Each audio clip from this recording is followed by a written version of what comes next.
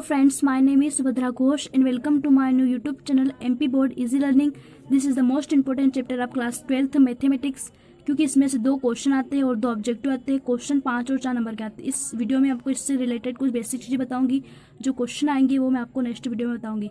तो हम इस चैप्टर में पढ़ेंगे अवयव मैट्रिक्स के बारे में, मल्टीप्लिकेशन ऑफ 2 मैट्रिक्स मतलब 2 अवयवों का गुणा किस प्रकार से होता है, ट्रांसपोज ऑफ मैट्रिक्स, मैट्रिक्स का ट्रांसपोज क्या होता है, परिवर्त क्या होता है, डिटर्मिनेंट सारणिक के बारे में पढ़ेंगे, कोफैक्टर सहखंड के बारे में पढ़ेंगे, एंड वैल्यू ऑफ डिटर्मिनेंट्स मतलब हम सारणिक की वैल्यू किस प्रकार से फाइंड आउट कर सकते हैं। तो हम स्टार्ट करते हैं मैट्रिक्स क्या होता है।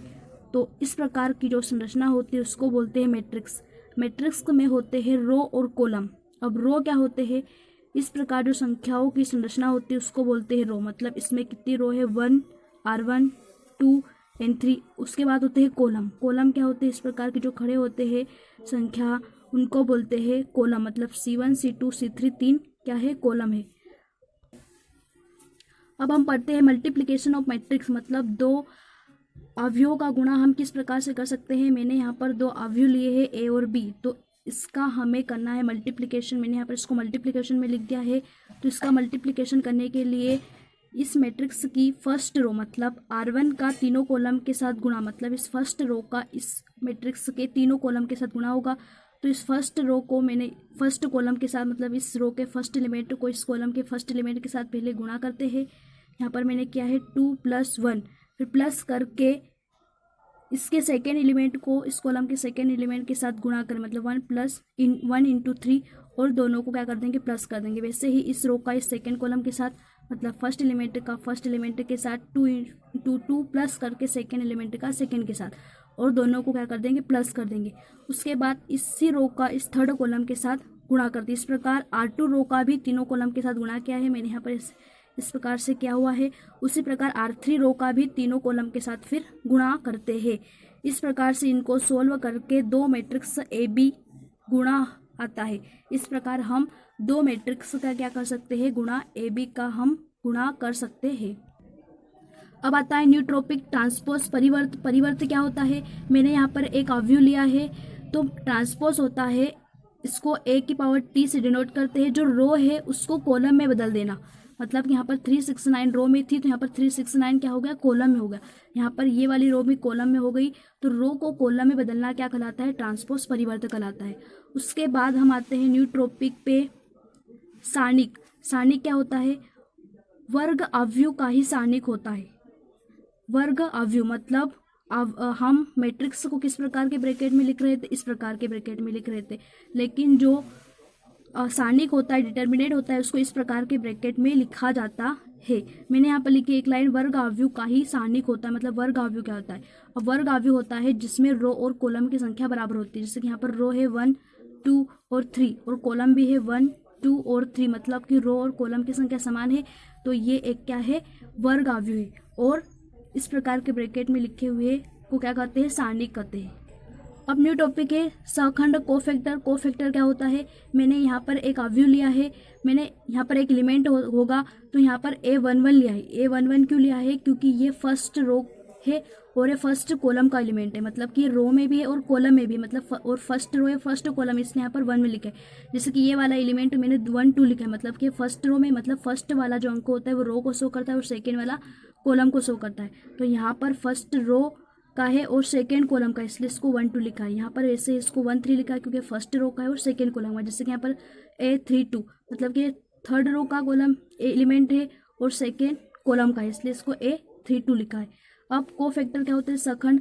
हर एक एलिमेंट का क्या निकलता है, कोफैक्टर निकलता है। तो मैंने यहाँ पर एक सारणिक लिया है, तो फर्स्ट एलिमेंट का हम निकालते हैं कोफैक्टर। मैंने यहाँ पर लिखा है फर्स्ट 1 का कोफैक्टर A11 लिखा है। क्योंकि 1 1 क्यों लिखा है, क्योंकि फर्स्ट रो का और फर्स्ट कॉलम का एलिमेंट है। जिसका फैक्टर निकालने के लिए -1 की पावर जो यहाँ पर 1 1 है, -1 की पावर के रूप में इसको लिख देते हैं, 1 + 1 लिख देंगे। उसके बाद जैसे कि इस एलिमेंट का हम कोफैक्टर निकाल रहे हैं तो ये जिस रो में है और जिस कॉलम में है उसको क्या कर देंगे, छोड़ देंगे। बचेगा क्या, ये तो यहाँ पर इसको मैंने लिख दिया। अब इसको कैसे सोल्व करेंगे, इसको सोल्व करने के लिए क्रॉस मल्टीप्लिकेशन करते, जैसे कि -1 का गुणा -7 में होगा तो यहाँ पर 7 हो जाएगा। फिर माइनस करके इन दोनों का गुणा करते तो यहाँ पर क्या हो जाएगा 0। यहाँ पर प्लस क्यों आया, क्योंकि -1 की पावर कितनी हो जाएगी 2 हो जाएगी। -1 की पावर 2 मतलब वापस प्लस हो जाएगा, तो यहाँ पर प्लस आया है तो 7 यहाँ पर 7 हो जाएगा। मतलब 1 का कोफैक्टर क्या हो गया 7। उसके बाद आते हैं 2 का कोफैक्टर A12, क्योंकि ये फर्स्ट रो और सेकेंड कॉलम का है। -1 की पावर कितनी हो जाएगी 1 + 2 हो जाएगा। जैसे कि यहाँ पर ये फर्स्ट रो का है तो जिस रो में उसको छोड़ देंगे, और सेकेंड कॉलम का है तो इस कॉलम को भी छोड़ देंगे, तो बचेगा क्या ये वाला बचेगा। तो यहाँ पर मैंने इसको लिखा है। तो इसको सोल्व करेंगे, इसका मल्टीप्लिकेशन क्रॉस मल्टीप्लिकेशन मतलब -28 हो जाएगा। फिर माइनस करके इन दोनों का मल्टीप्लिकेशन करते हैं -30 हो जाएगा। माइनस क्यों आया, क्योंकि -1 की पावर क्या है यहाँ पर 3 हो जाएगी, तो एक माइनस आएगा। तो यहाँ पर इसको सोल्व करने पर कितना है 58। इस प्रकार से हम सभी एलिमेंट का कोफैक्टर निकाल सकते हैं। जैसे मैंने यहाँ पर 1 और 2 का निकाला है, ऐसे सभी का निकाल सकते हैं। जिस भी एलिमेंट जिस रो में हो जिस कॉलम में हो उसको क्या कर देंगे छोड़ देते हैं, बाकी को लिख देते हैं, जैसे कि मैंने यहाँ पर लिखा था। इस प्रकार से हम कोफैक्टर निकाल सकते हैं। जैसे कि मैंने यहाँ पर निकाला है 3 का -7 का निकाला है। अब नेक्स्ट टॉपिक है वैल्यू ऑफ डिटर्मिनेंट्स, मतलब जो सारणिक होता है उसकी वैल्यू कैसे निकालते हैं। मैंने जो पहला जो सारणिक था मैंने वही वाला लिया है, तो इसकी ही वैल्यू हम फाइंड आउट करते हैं। तो किस प्रकार से इसकी वैल्यू फाइंड आउट कर सकते हैं, यहाँ पर वैल्यू को हम मोड ए में भी लिख सकते हैं। मतलब इसकी वैल्यू निकाल रहे हैं ए की, तो इसको मोड ऑफ ए से भी शो करते हैं और इसको डेल से भी शो करते हैं। मतलब इस सारणी की हम वैल्यू निकाल रहे हैं। यहाँ पर इसका एक फॉर्मूला होता है, मोड ए इज इक्वल होता है A11 स्मॉल a1, मतलब कि एलिमेंट स्मॉल ए किसको शो कर रहा है एलिमेंट को, और कैपिटल किसको शो कर रहा है उस एलिमेंट के कोफैक्टर को शो कर रहा है।